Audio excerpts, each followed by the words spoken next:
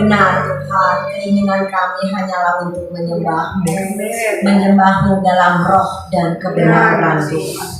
Ajar kami lagi, bentuk kami lagi, murnikan kami lagi Tuhan. Biar kami hanya menjadi penyembah dalam roh dan kebenaran Tuhan. Karena itulah yang menyenangkan-Mu Tuhan. Biarlah kami sepakat pada siang hari ini Tuhan, bahwa kami hidup hanya untuk menyenangkan-Mu, untuk menyembah-Mu di dalam roh dan kebenaran. Ya Tuhan, kami rindu Engkau hadir. Dan kami percaya 2-3 orang berkumpul dalam nama Yesus, You are here, You are here. We welcome You Jesus, we welcome You Roh Kudus Tuhan. Biar Engkau sendiri Tuhan yang kembali lagi meneguhkan hati kami, mengingatkan kami, menghibur kami, memulihkan kami, mengajar kami. Speak to us Lord. Engkau sendiri yang berbicara Tuhan. Aku hanyalah alat kosongkan hamba-Mu ini. Biar kami semua dialiri oleh air kehidupan yang adalah Engkau sendiri. Kami rindu Tuhan untuk masing-masing dilawat. Seluruh ibu-ibu di sini kami tahu Tuhan bahwa hati mereka adalah hati yang mengasihi Tuhan. Buat mereka benar-benar mempunyai telinga seorang murid Tuhan. Hati yang remuk, hati yang hancur. Karena disitulah Engkau dekat dengan orang-orang yang remuk. Hati yang benar-benar Tuhan di tanah yang subur. Perkataan-perkataan-Mu, firman-Mu, janji-Mu akan tumbuh di tanah yang subur pada siang hari ini. Terima kasih Tuhan. In Jesus mighty name we pray. Kita semua percaya katakan amin. Haleluya. Silakan duduk. Ibu-ibu yang luar biasa, ibu-ibu yang cantik-cantik, Siloam Ministry. Terima kasih sis. Ayo tante, sehat ya, senang banget. Ternyata hari ini pertama kali join lagi. Thank you sis Marta, Bro Alto, baik semua ya. Bagaimana ibu-ibu? Baik, luar biasa. Saya percaya bahwa pasti fellowship ini terus bertahan. Banyak firman-firman, tapi ingat, bukan sekedar firman. Yang paling susah apa?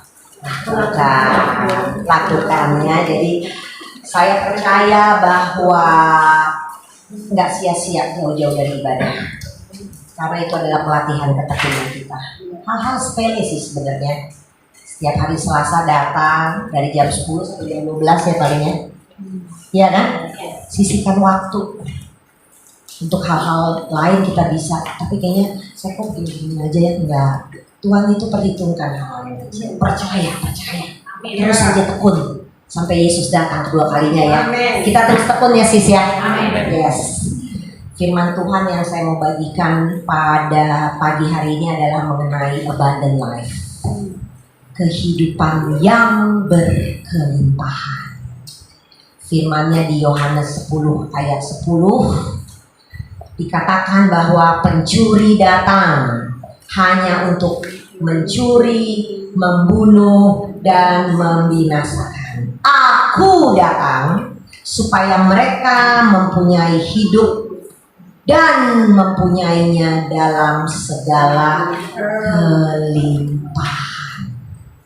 Kalau kita lihat di perikop ini, di ayat ini, judulnya adalah Gembala yang Baik. Jadi kalau dikatakan ini adalah perkataan Yesus. Dia mau mengidentifikasikan dirinya itu siapa. Tetapi di dalam hal ini Tuhan Yesus berkata ada 2 pilihan. Jadi nggak ada gray area. Ada pencuri, ada Yesus. Di tengah-tengah nggak ada sebenarnya. Ada pencuri, ada Yesus. Pencuri fungsinya mencuri, membunuh, membinasakan. Yesus memberikan kehidupan, bahkan kehidupan yang berkelimpahan. Tapi menarik ya, dibilang di sini dia menamakan dirinya pencuri di judulnya. Nggak dibilang bahwa iblis datang. Karena memang hari-hari gini judulnya kalau kita kecurian itu nggak dalam bentuk iblis yang ibu-ibu bakal kabur gitu. Makanya judulnya pencuri, nyamar. Disinilah kita harus benar-benar berjaga-jaga. Karena Yesus katakan memang ada nih pencuri. Kadang-kadang kita nggak tahu pencuri itu bisa bentuknya macam-macam. Jadi pencuri itu nggak munculnya seperti iblis. Wah, orangnya serem atau bilang besok meninggalkan Yesus ya. Enggak begitu. Nggak mempan buat ibu-ibu Siloam yang sudah kuat di dalam Tuhan. Betul nggak? Pencuri itu wujudnya seperti orang-orang biasa, manis-manis. Bisa juga apa? Keluarga kita, hobi kita, karir kita, semua bisa dibentuk, dibungkus dalam bentuk pencuri yang tiba-tiba kita jauh dan kita tiba-tiba nggak ada di posisinya Yesus. Itu proses. Jadi di sini adalah satu, kalau dilihat dari ayat ini adalah pilihan. Pencuri versus Yesus. Tetapi saya percaya kalau hidup kita tidak mau binasa, kalau kita sekarang kan hidup ya, tapi tanpa kita sadari sebagian besar di dunia ini sebenarnya bukan hidup, mati. Cuma tubuhnya aja yang hidup. Karena dikatakan di sini yang memberikan kehidupan itu hanya Yesus. Di luar itu sebenarnya cuma hidup secara tubuh. Kalau kita bersama Yesus dibilang hidup berkelimpahan, bahkan di sini dikatakan kehidupan yang kelimpahan itu adalah kehidupan yang kekal. We choose to live. Itu dulu kita kesepakatannya sekarang. Kita memilih untuk hidup, tidak ada gray area. Hidup di dalam Dia. Apakah hidup di dalam Dia?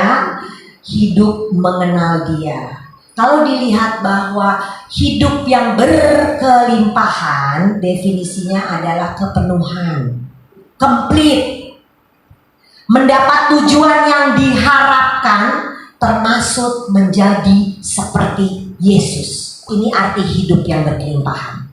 Mencapai kedewasaan penuh dalam pengenalan akan kasih Allah. Ini artinya hidup berkelimpahan. More than seperti yang dunia katakan. Berkelimpahan di dalam uang, berkelimpahan di dalam posisi, berkelimpahan di dalam apalah yang kita lihat. Saya tidak mengatakan bahwa berkelimpahan di dalam harta, di dalam uang, dalam posisi itu tidak boleh. Tetapi ini dia, saat kita berkelimpahan boleh menjadi tujuan kita, tetapi bukan tujuan yang utama. Kalau kita berkelimpahan di dalam hal-hal yang terlihat, kita harus tanya, is this abundant life? Maksudnya apa? Apakah dengan ini saya menjadi dampak? Apakah dengan kelimpahan saya itu ada pribadi Kristus dinyatakan? Ya nggak? Seperti tadi dibilang bahwa tujuannya harus menjadi seperti Kristus. Karena saat kita berkelimpahan mengenal Tuhan, kelimpahan di dalam pribadi Kristus, ini yang dinamakan abundant life. Kita pasti akan kelimpahan dengan pribadinya. Kita akan kelimpahan dengan kasihnya. Kita akan kelimpahan dengan damai sejahtera, dengan sukacita. Nah, kalau kita sudah mengalami ini, kelimpahan dengan hal-hal yang terlihat itu motivasinya jadi beda. Ya nggak? Motivasinya jadi seperti tadi, menyenangkan Tuhan. Kalau aku memang diberkati, motivasinya apa? Seperti Sis Marta selalu bilang, boleh gak sih? Boleh gak sih? Berguna gak? Masalahnya bukan boleh, tidak boleh kita sebagai anak Tuhan. Berguna gak? Berdampak gak? Nyampe gak ke tujuannya? Amanat agung itu. Saat orang-orang dimanapun kita berada, dia melihat terang, dia melihat jawaban, dia melihat kasih, dia melihat sukacita. Jadi ini yang disebut adalah hidup berkelimpahan. Sebulan yang lalu saya punya tetangga ya. Tetangganya itu baru nikah dengan salah satu anak konglomerat. Saya lihat rumahnya buset, bagus banget. Pernikahan mungkin baru 5 tahun, anaknya baru 3 tahun tuh, kecil. Karena dia temannya salah satu anaknya teman saya. Tantan katanya, anaknya Kameda. Tantan waktu lewat rumah itu, saya tahu aja, oh ini bapaknya konglomerat. Tante tahu dia kan? Iya tahu. Sekarang tetangga tante. Melihat mobilnya aja, waduh, dunia bisa kayak. Tahu nggak Tan? Kasihan deh Tan. Kita tuh harus melayani dia. Kenapa? Saya bilang. Ini pernikahan yang baru 5 tahun ya. Anaknya baru 3. Harusnya ini lagi honeymoon period ya, happy joy ya, punya anak lucu-lucu ya. Mobilnya, banyaknya, bagusnya. Kalau keluar negeri itu anytime. Perempuan mau belanja, apa aja yang mau dibeli belanja. Kok bisa ya? Tiba-tiba dia bilang ke anaknya teman saya. Tahu nggak kemarin dia bilang gini ke aku. Tan, ini teman saya, anaknya teman saya namanya Tanya. Aku kosong. Wah. Udah jadi konfirmasi ya. Jadi, if you have everything in this life, kita bisa kosong. But if we have Jesus, He is the cup that never run dry. Gak bakal kosong. Kalau tiba-tiba kita kosong, tiba-tiba kepenuhan lagi loh. Pernah kan? Kayak bangun, apa ya? Pernah lah. I mean we are human, gak dipungkiri. Bukan berarti kita di dalam Tuhan terus hidupnya terus kayak di awang-awang terus. Nggak pernah. Kok kayaknya sendiri, kok kayaknya gini. Tapi tiba-tiba that peace is come again gitu. That joy, tiba-tiba kayak Tuhan ingetin lagi gitu. Ayo dong, I love you so much. Kita tuh orang-orang identitasnya yang luar biasa.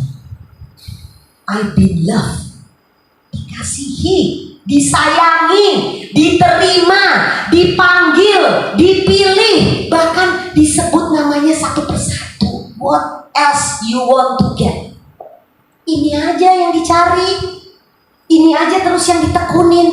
Jadi kelimpahan itu is not about that. Saya waktu di situ bilang, wow, dunia benar-benar membutuhkan Yesus. Karena kelimpahan di dalam dunia ternyata kematian, binasa. Badannya ada, tapi dia bisa bilang dia kosong dan depresi. Umur baru 35 ini yang terjadi sekarang di anak-anak ibu-ibu. We have to be aware. Makanya kita sebagai orang tua, kita harus terus impartasikan. Begini loh, nilai-nilai kerajaan surga ini tercuri sekarang generasi. Kok umur 35 bisa bilang depresi, terus senang banget ke psikiater, healing. Yang lagi seneng nih sekarang, aku butuh healing. Ya healing bersekutu dengan Tuhan aja. Dialah obat segala-galanya. Saya nggak bilang psikiater itu salah ya. Tapi kalau umur 35, dunia nih sekarang udah bergeser banget. Ini baru milenialnya loh. Belum yang si kecil-kecilnya. Nggak tahu tuh X, Y, strawberry atau apa. Saya juga bingung, saya punya anak tuh 23, 18, 20, yang ini 13. Beda. Bener kan ibu-ibu kan? Nggak ngerti kita. Healing apa sih? Betul nggak? Jadi maksudnya ini terjadi. Jadi kita sebagai ibu-ibu tuh kita harus benar-benar berjaga-jaga, dan satu, kita harus mengimpartasikan. Kita dulu yang jadi contoh. Ini loh, Yesus tuh adalah fullness. Tapi anak-anak kita bisa lihat kalau kita udah ngalamin. Percuma, mereka udah terlalu pinter. They are so rich in information. Kalau kita hanya kasih informasi tanpa contoh, percaya nggak berhasil. Kasih contoh. Jadi pegang satu, fullness itu adalah bagaimana kita hidup bersama dengan Yesus yang memberikan kehidupan. Hanya dengan Dia. Saya mau mengatakan kenapa hanya Yesus yang memberikan kehidupan. Karena hal yang pertama, Yesus adalah air yang hidup. Firman-Nya sudah tahu kan? Waktu Yesus ketemu dengan orang Samaria di Yohanes 4 ayat 13-14, jawab Yesus kepadanya, barang siapa minum air ini ia akan haus lagi. Tetapi barang siapa minum air yang akan kuberikan kepadanya, ia tidak akan haus untuk selama-lamanya.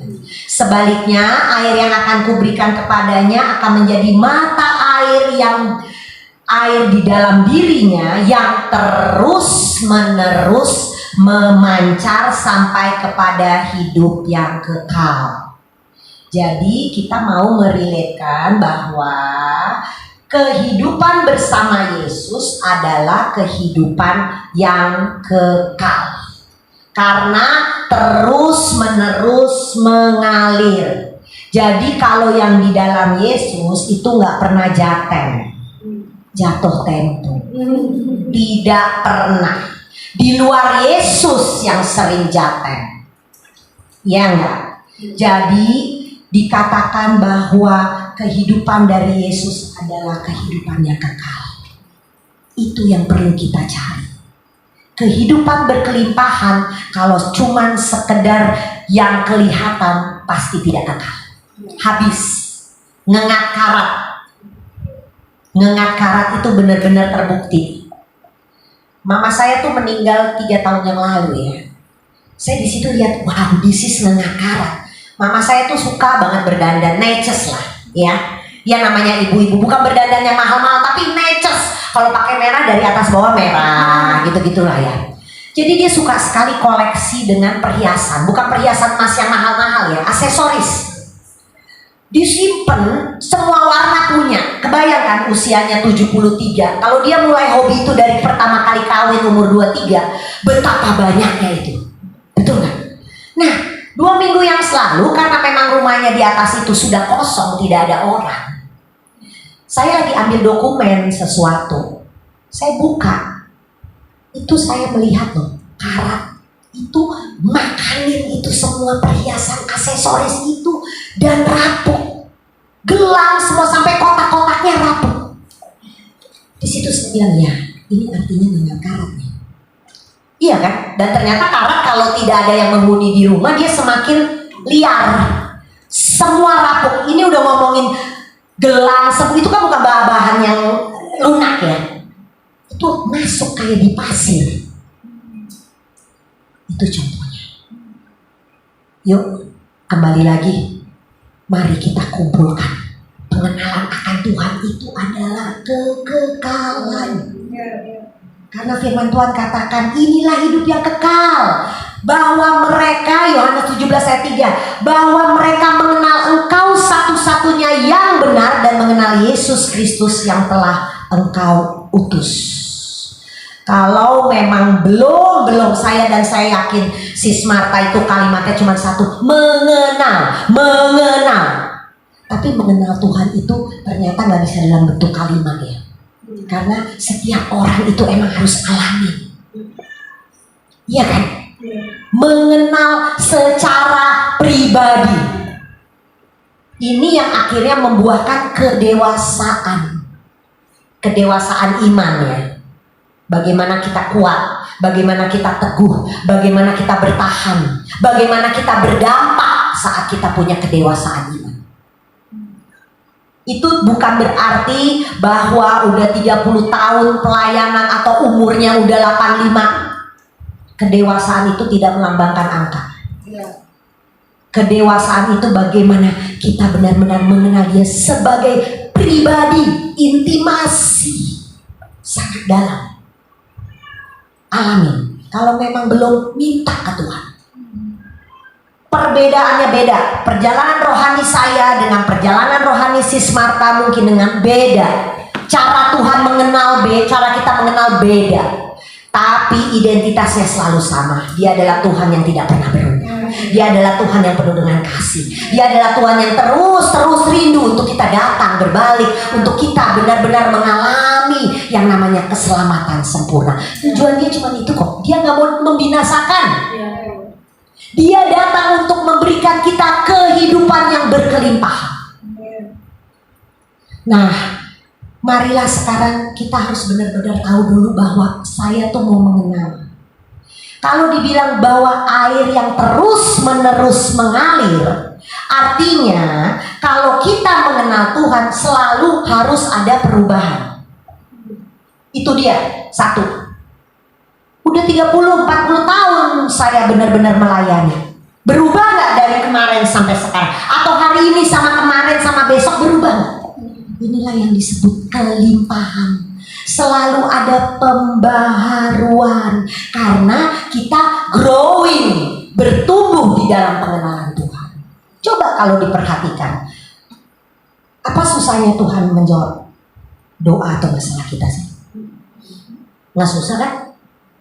Nggak punya dibuat punya bisa, sakit dibuat sembuh bisa, berantakan hancur dipulihkan bisa. Tapi sebenarnya Tuhan lebih tertarik, it's not the end of your story. Tuhan lebih tertarik prosesnya. Bertumbuh enggak kita untuk serupa dengan dia?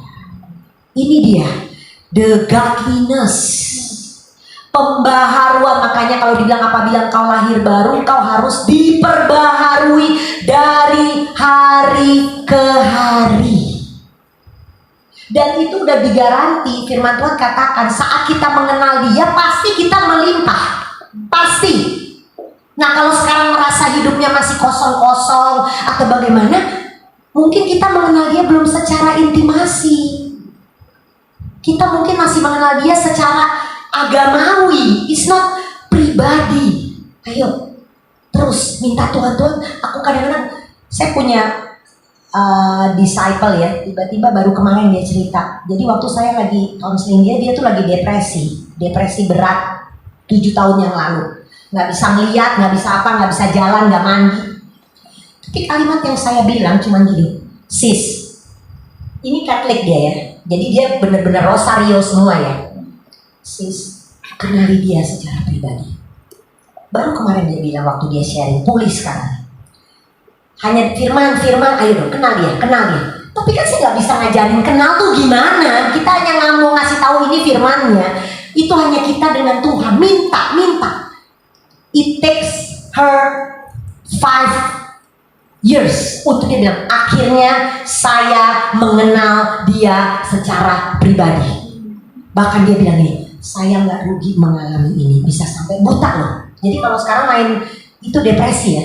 Kalau sekarang lihat iPhone, Siri manggil supir, Pak Udin, Siri Joyce Meyer.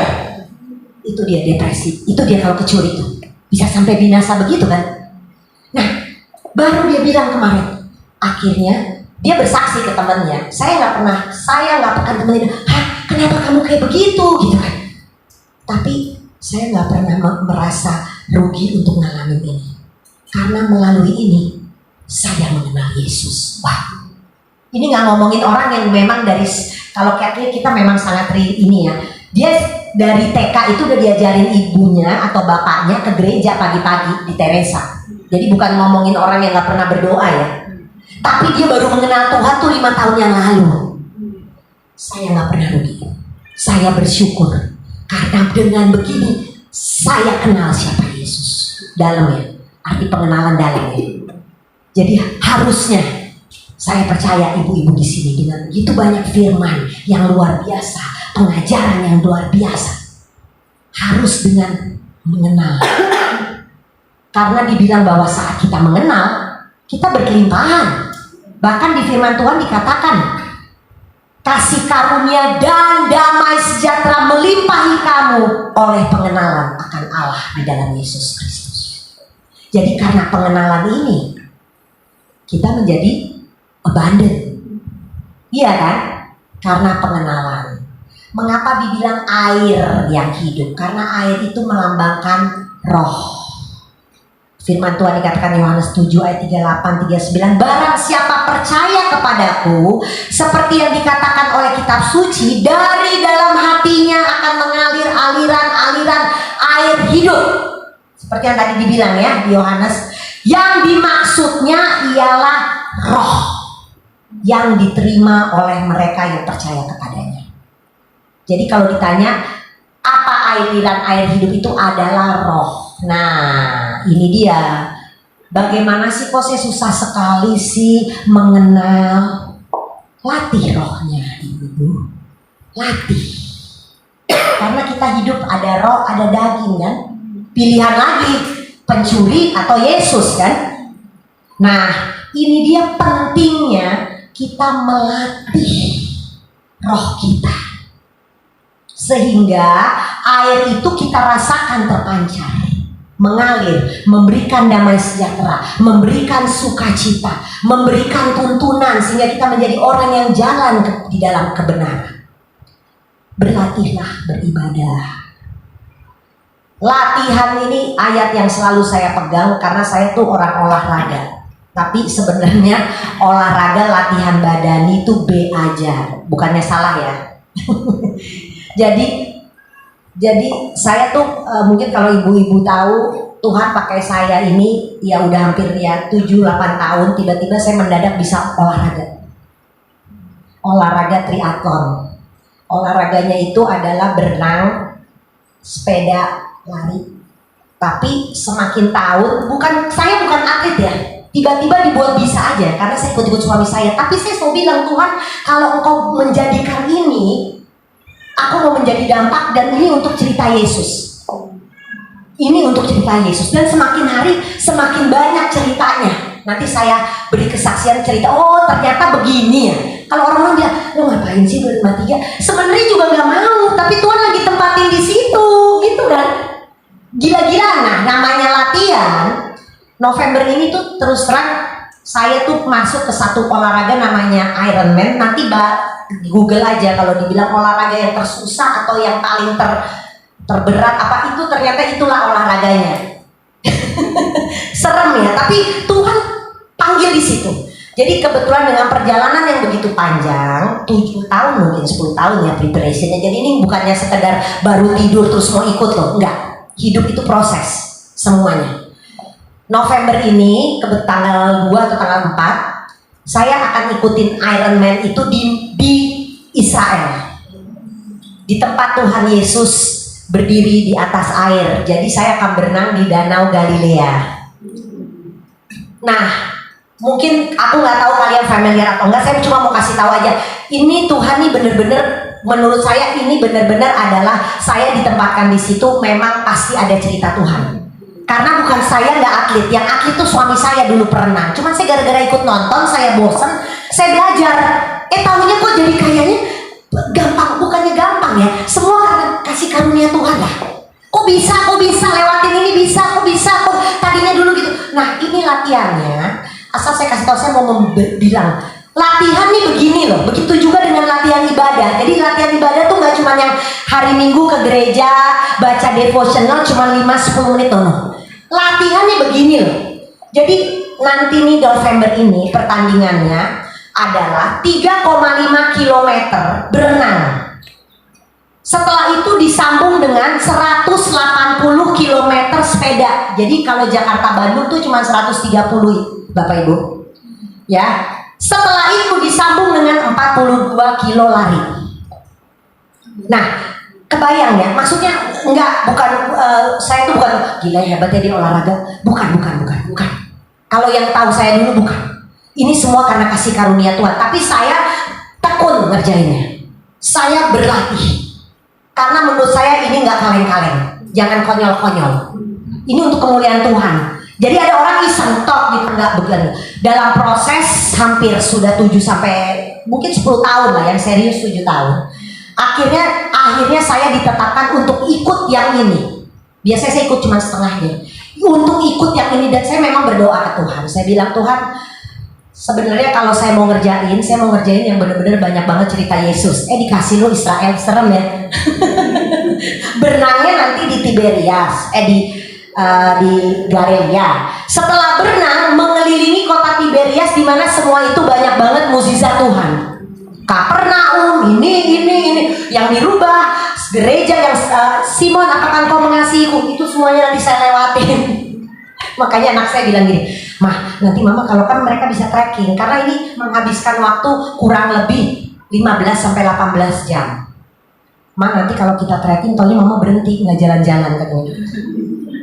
Ternyata mama berdoa. Ya kita kan pengen ya kalau berdoa di Getsemani. Bener lah, aku udah nggak peduli latihannya. Saya sekarang baca terus nih. Kira-kira gimana ya nih Kapernaum, apa yang terjadi di Tiberias? Iyalah, orang kita senengnya itu, iya nggak? Judulnya pakaiannya aja olahraga. Mama jangan-jangan kita trekking, mama nggak jalan-jalan lagi. Nanti semua khawatir loh, mama jangan lama-lama. Kan saya lihat-lihat, wah nanti mau lewat nih nih yang Yesus bilang, Simon Petrus, apakah engkau mengasihiku? Itu saya berenang di situ. Itu saya nggak berenang lagi, jangan-jangan malah nangis. Gembalakanlah domba-dombamu, doa domba dulu gitu kan. Jadi maksudnya saya mau bicara latihannya tuh nggak main-main. AMPM bener-bener dipantau. Nah ini kebayang nggak kalau dia bilang di dalam ayat latihan badani itu terbatas, B aja. Saya sampai bilang, Tuhan saya bertobat ya. Ternyata Tuhan tuh bilang segitu banyak latihanmu, B aja. Bener kan, terbatas. Tapi latihan ibadah berguna untuk sekarang sampai nanti. Ayo latihan. Dan latihan tuh bukan yang saya bilang sungguh-sungguh mencari Tuhan. Latihan tuh bener-bener sampai jenuh loh. Kan kadang gini ya bilang, Kak, terus kalau berenang, kalau sepeda 180 kilo latihannya gimana? Kan ini nggak mungkin, saya nggak pernah latihan nanti sampai semuanya saya kerjain ya. Ada orang sampai gila waktu ngerjain begitu, dia latihan semuanya. Udah mau diceraiin sama bininya masa. Baca saya, ada ceritanya nggak gitu. Karena memang saya ada coach. Latihannya gimana coba? Ini maksudnya mau ngasih tahu, latihan rohani itu harus gila-gilaan. Jadi latihannya itu kalau seminggu sekali, ini kayak September ini terus terang saya tuh nggak kemana-mana. Saya hanya kalau yang pergi begini-begini sama latihan. Karena saya nggak mau, ngerti nggak, yang kalau diajak ngopi, diajak itu nggak mau. Udah lah ya, iya kan saya yang kayak gini, komsel, atau enggak deh. Latihan sepedanya misalkan, nih mau ngasih tahu ya. Kalau hari Sabtu, latihan sepedanya itu harus 6-7 jam. Kebayang ya? Karena Jakarta itu polisi jelek dan saya nggak mau ambil resiko. Masa saya ke Bandung terus, itu disangka kan bahaya ya. Jadi saya latihan di trainer. Kebayang di trainer 6-7 jam ya. Kebayang kan? Tapi latihan dari kan 6-7 jam itu nggak dari tiba-tiba hari ini mau latihan 6-7 jam Bu Marta, ya nggak mungkin. Itu kan udah ada waktunya, udah dari 7 tahun yang lalu. Dulu mulai 30 menit ibu-ibu, akhirnya sejam, terus bisa 1,5, bisa 2, bisa 3, bisa 6. Itu pun 6 sih bisa kayak orang hamster kan. Tapi maksud saya mau membandingkan ini latihan beribadah tuh nggak main-main. Nggak main-main, ini baru latihan badani. Itu aja Tuhan bilang, Friska, kamu B aja. Jadi di sini saya dapat wahyuan, wow, berarti harus sungguh-sungguh lagi. Kalaupun memang begini, Selasa udah bertahun-tahun berubah, buat konser. Latihan lagi kan, memuridkan. Iya dong, kan dibilang bahwa air itu harus terus-menerus mengalir. Ada perubahan nggak? Iya kan? Wah, kalaupun tiba-tiba nggak tahu. Jadi emang menurut saya latihan itu memang karena dia Tuhan melihat orang-orang yang tekun, betul kan? Jadi biarlah kita selalu harus tahu kalau mau mempunyai hidup yang berkelimpahan harus latihan. Hal yang kedua, hidup yang berkelimpahan itu adalah hidup yang tahan uji. Tahan uji. Kita bertahan. Kenapa saya bilang hidup berkelimpahan itu tahan uji? Saat kita bertahan, kita menjadi buah yang matang. Saat kita menjadi buah yang matang, pasti kita berdampak. Pasti berdampak. Nggak mungkin kita hidup lebih daripada pemenang semua kan. Tapi kenapa kok kadang-kadang gue loyo-loyo ya? Ya karena nggak bertahan. You want to give up. Betul nggak? Saat kita menjadi buah yang matang, ini berkelimpahan ya, buah yang matang terus mengalir, orang-orang sekelilingnya juga berdampak, bukan di kita aja nggak gemuk-gemuk. Kalau yang namanya buah yang matang itu dipetik, dimakan, ya kan? Saat itu mengalir, kita akan jadi surat-surat Kristus yang terbuka. Waktu kita mengalami masalah, waktu kita mau bertahan, pada akhirnya kita katakan segala perkara dapat kutanggung di dalam Dia. Yang paling penting dari bertahan is not about yourself. Yang paling penting dari bertahan is about through Christ. Karena Yesusnya Ini dia. Begitu kita bilang karena Yesusnya, kita jadi dampak. Seperti Paulus bilang, yang kuberitakan bukan diri kami, tetapi Yesus Kristus yang adalah Tuhan. Dan diri kami sebagai hamba oleh kehendak Yesus. Kita ini cuma hamba, alat, tapi si hamba ini harus kelimpahan. Kalau kita nggak kelimpahan, kita kopong-kopong aja, kita nggak bisa jadi dampak. Dan yang namanya kelimpahan, buah yang matang, kuncinya hanya tekun, sungguh-sungguh, berlatih, bertahan. Now is a family war. Saya nggak tahu kenapa kalau di dalam pelayanan saya orang yang mau minta cerai banyak banget. Sedih, tapi yang mau kawin juga ada. Saya katakan ini membicarakan bukan masalah yang muda ada di bawah 5 tahun pernikahan, yang sudah kawin 30 tahun pun ada. This is a family war. Serang. Tapi judulnya begitu, boleh nggak? Kak, saya udah nggak bisa. Masalah perceraian itu bukan berselingkuh, masalah karakter aja loh.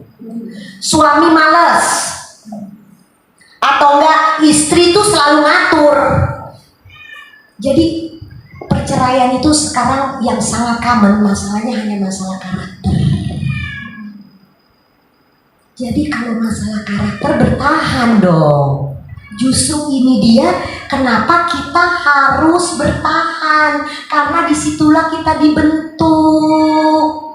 Kalau kita bilang kita nggak bertahan, kita nggak mau dibentuk. Yang paling lucu, 2 anak muda bisa datang ke saya, cuma bilangin, enggak, pokoknya aku udah nggak kuat kak. Anaknya misalkan 3 tahun, 5 tahun, masih kecil-kecil. Aku pokoknya mau divorce, tapi tolong bilangin ke gereja, kalaupun saya divorce kak, saya mau sungguh-sungguh cari Tuhan. Gemes ya kamu? Itu 2 orang anak muda ngomong begitu. Itu nggak bertahan. Tuhan nggak suka partial obedience. Itu namanya nyogok Tuhan. Betul nggak? Yang ku kehendaki bukan korban sembelihan, tetapi kasih setia, bukan korban bakaran, tetapi pengenalan. Berarti dia nggak kenal. Kita sering loh buat white lies gitu tuh. Saya pernah ngalamin tuh sama suami saya. Jadi kita punya gereja tuh yang maksudnya gini, elders tuh hanya membiayai gereja, karena kita semua di marketplace. Kita nggak pernah terima. Jadi kempot itu yang namanya di mall, kalau nyewa ya lumayan ya. Jadi kalau tiba-tiba akhir nggak ada, aduh, keambil nih pasti uang kita, bisa gitu. Jadi kita semua cipin buat bayar gitu ya. Suatu saat suami saya tuh dapat bisnis, dia di oil and gas. Dia dapat bisnis yang sepertinya tuh ya gray area, menyogok. Terus kalau mau nyogoknya juga harus ajak bos-bosnya ke karaoke. Pokoknya gray area. Sebenarnya suami saya nggak suka, tapi bisnisnya besar. Bisa ya, ini anak-anak Tuhan. Maksudnya ini terjadi loh, terjadi juga di saya. Jadi pencuri, ingat kalau dicuri itu bukan tiba-tiba kita ninggalin Yesus ya. Ya udah gini aja, yang aku tuh udah bilang banget.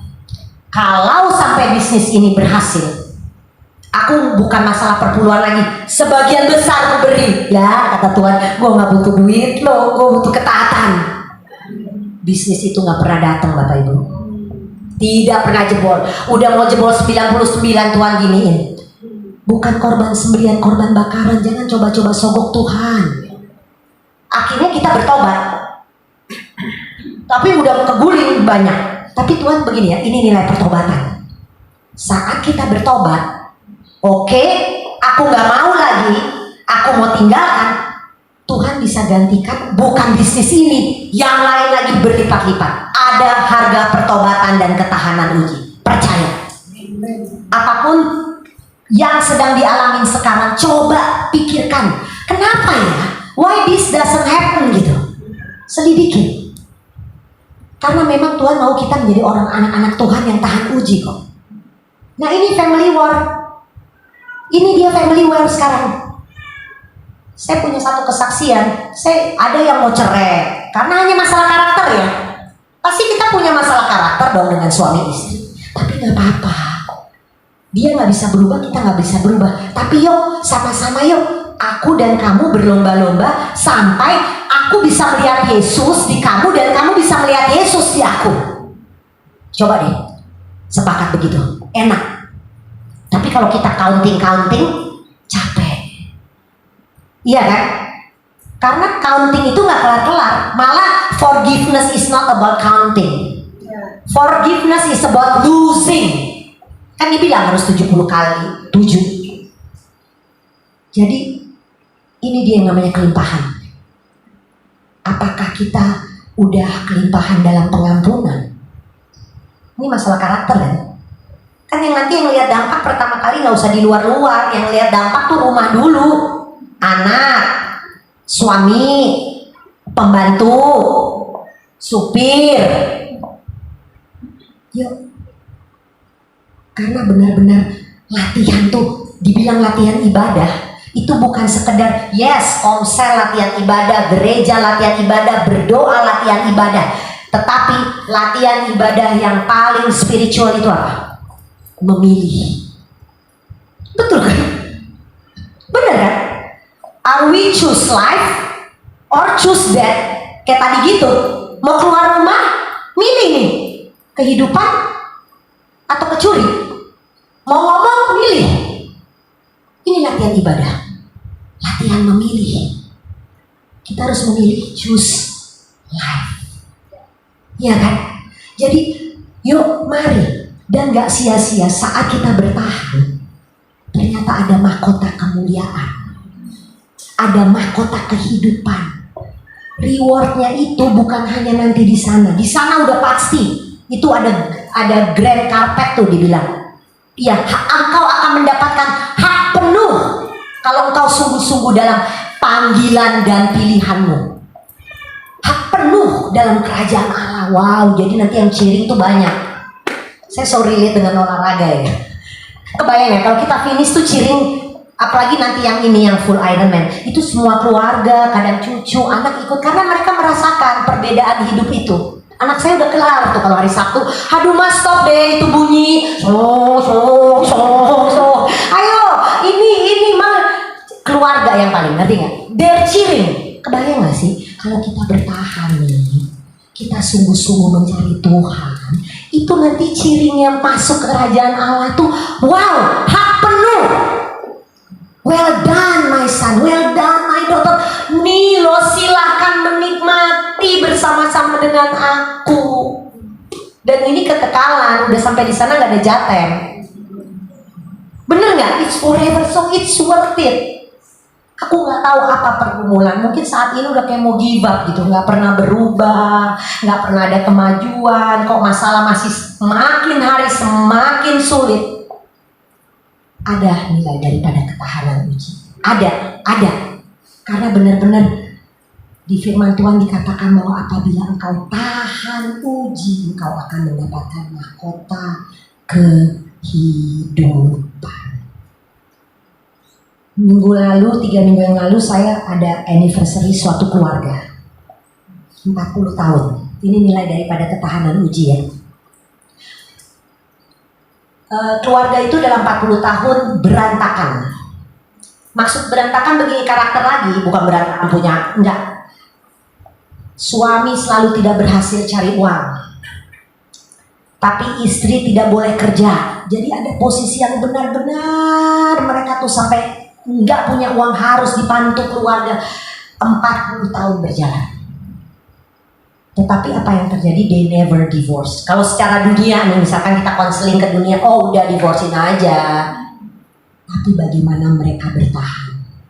Lalu waktu di anniversary itu, sekarang anaknya sudah besar 3, udah kawin 2, udah menjadi orang. Hebat-hebat juga, mukjizat juga kan? Itu nilai daripada bertahan loh. Nggak punya kerjaan, nggak boleh, tapi ada aja, nggak tahu Tuhan bisa pakai siapa aja. Itu nilai daripada bertahan loh. Ibunya sampai nangis karena dia tahu dia menjadi ibu yang sering sekali nih kita buat masalah ke anak. Kebayang ya kalau suami tiba-tiba nggak berpenghasilan, bisa mengerti kan? Tapi karena ketahanan mereka, Anaknya cuma bersaksi begini, anaknya baru kawin. 2-3 tahun perkawinan lah, umurnya 30-an. Saya melihat mama papa adalah mama papa yang bertahan. Because they know the story. Yang ngerti pergumulan kita itu anak kita. Jadi be careful to what you say, what you do. Karena pengajaran yang paling terbaik, terhebat, terkuat di rumah. Jadilah teladan. Gini, saya melihat bagaimana 40 tahun mama papa di dalam pernikahan. Tetapi satu hal, nah ini dia legacy, ibu-ibu. Kita harus meninggalkan legacy ya. Kalau cuma ninggalin warisan, uang atau rumah atau apa, itu sementara. Tapi kalau kita tinggalkan legacy rahasia kerajaan surga, itu sampai kita meninggal aja masih ada tuh legacy. Makanya imannya tetap hidup. Itu dia. Tinggalkan legacy. Wariskan hal kekekalan. Saya hanya melihat mama papa itu adalah pasangan yang bertahan dan tidak pernah bosan-bosan untuk berjabatan tangan, berdoa dan saling memaafkan. Ibunya sampai nangis, ibunya bilang, gue gak nyangka loh anak gue, nilai gue segitu bagusnya. Malahan, I was thought I was a bad mother. Ini nilai ketahanan Bapak Ibu. Mau gak?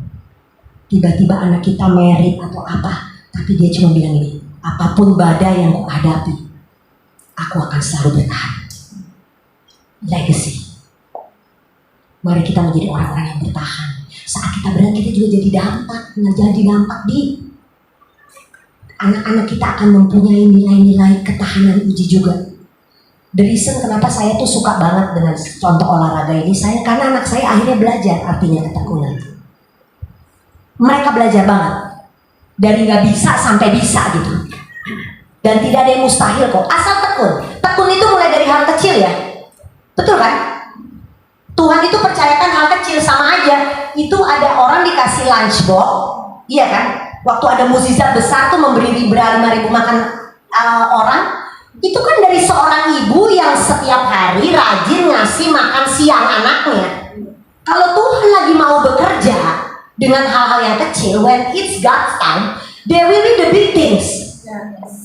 Jadi jangan, makan tuh anak setiap hari dikasih makan kali. Ya gue punya nih lunchbox. Taunya Tuhan Yesus ada mau kasih mukjizat. Jadi jangan sepelekan dengan hal-hal yang kecil. Begitu juga dengan kita sebagai ibu-ibu. Nggak usah setia jemput anak, setia cari les anak yang baik, setia ngajar. Sepertinya kecil, tapi kita akan berdampak.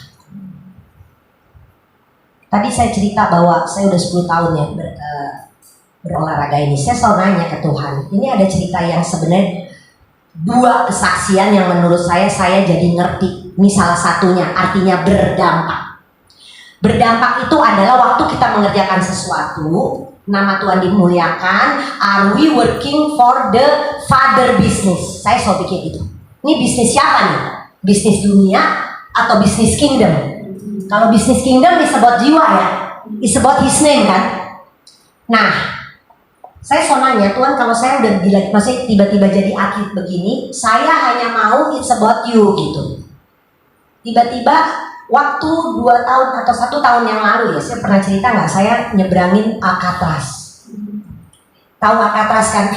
Alcatraz itu penjara di San Francisco yang airnya besar banget, silahkan nanti Google. Ombaknya gila, terus dingin. Nah, jadi dari Alcatraz itu namanya ada race escape from Alcatraz. Itu kalau di triathlon tuh kayak bucket list lah. Kayak kita, waduh saya pengen banget nih ke Israel gitu. Kalau gitu, nah, tapi itu nama pertandingan harus di lotre, ya. Di lotre bukan karena pinter, lotre aja. Nah, tapi khusus untuk orang yang di luar Amerika, di lotre hanya ada persentasenya 5%. Nah, saya terus terang karena saya mau ikutin suami saya aja, jenis race ini hanya tertarik untuk para perenang sebenarnya. Kalau nggak, karena dia itu esensinya di renang, harus nyebrangin Alcatraz. Tapi saya daftar, suami saya perenang, dia pengen banget karena menurut dia ini paling challenging. Tahunya pas saya daftar, tiba-tiba yang dapat saya. Panik dong. Saya nggak bisa. Masih berenangnya bisa, tapi biasa-biasa aja gitu. Mana baru pandemi gitu kan. Tahun lalu ya kalau nggak salah, tahun lalu. Mei tahun lalu. Mana baru pandemi. Nanti ini kita gini. Suami saya nggak dapat. Akhirnya to make a story short, akhirnya suami saya karena pernah, dia tahu kira-kira ini namanya open water swim kan. Jadi berenang di laut lepas. Dingin dan berombak. Kalau udah pernah ke Alcatraz atau San Francisco, silahkan dipandangin ya, nyebrang. Akhirnya suami saya lihat siapakah orang pengajar. Ada, kita punya teman, jadi dia atlet OWS. Jadi dia adalah orang pengajar yang terbaik lah. Dia telepon, kebetulan teman kita juga. Bro, gini, Om Re, gini. Jadi suami bini gue nih mau ikut. Oh ya udah, latihan aja sama saya, dia bilang. Dia punya klub di GBK jam 5 pagi, Senin sama Rabu. Saya ngebut tuh latihannya dari Januari sampai Mei. Make sure. Iya dong, kita kan kalau diutus Tuhan ya jangan cupu-cupu, taunya di sana tenggelam. Lakukan bagianmu. Betul dong. Begitu juga kalau tiba-tiba dikasih talenta memasak, dikasih talenta merangkai bunga, latihan yang lebih baik sehingga merangkai bunganya menjadi yang hebat. Betul nggak? Tekun, bener-bener punya passion. Akhirnya saya latihan. Berhasil. Saya pikir gini, udah deh, gila nih ya, di GBK setiap hari jam 5 pagi udah kayak atlet. Udah habis ini saya nggak mau latihan, selesai ini saya udah nggak mau, saya bilang gitu. Saya mau berhenti aja. Ternyata saya berhasil kan. Udah, puji Tuhan, senang. Aduh, lega. Terus nggak usah berhasil aja waktu mau loncat sampai kencing di sana. Kan pakai wetsuit, nunggunya lama. Pakai bot, semuanya loncat dari atas bot gitu. Saking ketakutannya, udah bahasa saya udah bahasa roh berisik. Mereka nggak tahu misalkan ini dari suku Urdu atau kan nggak ada ya. By the way yang ikut waktu itu orang Indonesia cuma 3. Terus 11 kebetulan yang ikut ini pemain SEA Games cewek Inge Prasetyo yang paling jago, ya ampun. Jadi saya udah kalau udah tenang kak, udah tenang. Wah syakara, wah druang langsung udah sampai kencing di celana loh ya, saking ketakutannya. Tapi udah, Tuhan Yesus baik, I can do it through Christ. Nah selesai itu saya bilang, aduh saya mau on atau enggak lagi nih les. Tapi nggak tahu saya kayak kok enak ya, ternyata saya seneng banget jadi berenang. Sampai tiba-tiba bisa, kemarin bisa 5 kilo di Bali. Ikut, jadi kayak mendalami kan. Tahunya di suatu hari saya keep staying in that club ya dengan coach saya. Kira-kira November tahun lalu, Januari. Coach saya, biasanya kita kalau coach kan cuma ngomong sekedar menu. Kafris, dia bilang, yes coach, ada apa? Dia WhatsApp, aku mau kawin. Oke, saya diam aja ya. Maksudnya nggak tiba-tiba mau menginjili nggak kan? Aku mau kawin kak. Oh iya, apa yang bisa saya dibantu? Sepertinya saya mau mengenal Yesus. Ya ampun, saya bilang ini gila ya Tuhan ya. Untuk dapat 1 jiwa aja, gua harus berenang di Alcatraz. Gila, saya mau mengenal Yesus. Sedap ini dia, nggak sia-sia deh. Yes, oke coach, kita kan ini. To make a story short, ternyata latar belakang dia itu belum pernah punya agama. KTP-nya aja diketik asal aja Islam, tapi nggak praktis Islam. Ibunya Buddha. Jadi waktu dia mau kawin nanti di Bali nih Oktober, WO-nya bilang, WO sekarang canggih. Ibu mau kawin? Oh iya, mau apa? Gerejanya saya hubungin. Nah kita kalau udah kenal Tuhan ya, ini Tuhan lagi, kita mau diberkati sama orang yang kita tahu dong. Betul dong? Ini gak main-main. Dan kok bisa si anak kecil ini get that point gitu. Saya pikir gini kak, saya mau kawin, ini belum terima Yesus ya. Itu Roh Kudus ya. Itulah Yesus tuh bersyafaat tiap hari untuk keselamatan orang-orang. Jangan patah hati Bapak Ibu kalau punya keluarga yang belum selamat. Yesus lagi bekerja sangat luar biasa, seperti dia utus saya ke Alcatraz. Tiba-tiba, jadi setelah ditanya WO saya mau kawin, diberkatin siapa? Saya pikir saya harus diberkatin sama orang yang saya tahu dong. Terus saya pikir saya mau kawin saya lihat, saya mau kenal Yesus. Akhirnya puji Tuhan, dengan segala perjalanan dia dibaptis Islam, dia terima Yesus, dan nanti Oktober kami memberkati. Ini dampak contoh. Senang ya? Senang. Dan saya percaya kok, kalau ini terjadi di cerita saya mengenai Yesus, itu terjadi semua di ibu-ibu. Pasti. Cerita gua apa? Ada. Kita kan masterpiece Bapak Ibu. Tuhan tuh kalau nyiptain Bu Marta atau nyiptain Pak Alto atau nyiptain siapapun di sini nggak iseng kayak nyiptain kecoa, enggak. Masterpiece tuh itu karya yang paling terindah. Jadi yuk jadi dampak. Bagaimana jadi dampak?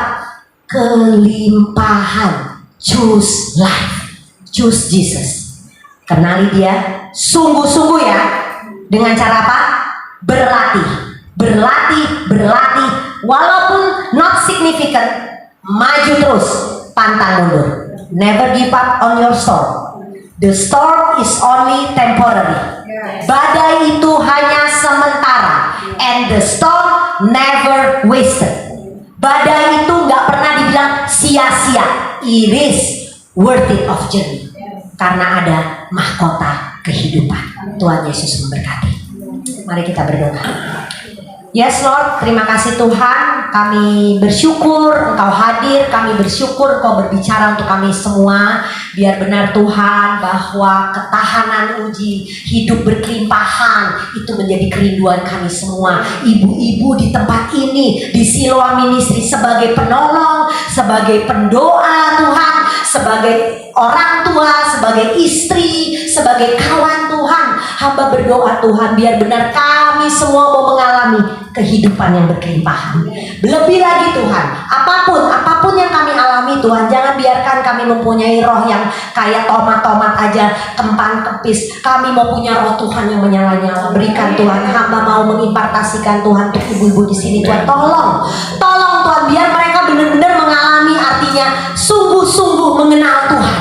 Bukan sekedar roh-roh agamawi, tetapi benar-benar intimasi dengan Engkau. Lawat lagi Tuhan, berikan Tuhan anggur yang baru itu, kasih yang mula-mula, sirami mereka Tuhan, sehingga benar-benar mereka mengalami Tuhan air hidup itu Tuhan, yang terus-menerus mengalir di hati mereka, sehingga sungguh Tuhan pakai mereka jadi dampak hidup berkelimpahan. Thank you Lord. Terima kasih Tuhan. Berkati Siloam Ministry ini Tuhan. It's not about the ministry, but it's about how they deal. Bagaimana mereka melewati all the storm, segala perkara through Christ. Everything is with you. Everything is through Christ. Biar akhirnya semua kehidupan kami, semua kehidupan ibu-ibu ini adalah mengenai Yesus. Thank you Lord. In Jesus mighty name we pray. Haleluya. Amin. Amin. Terima kasih. Shalom.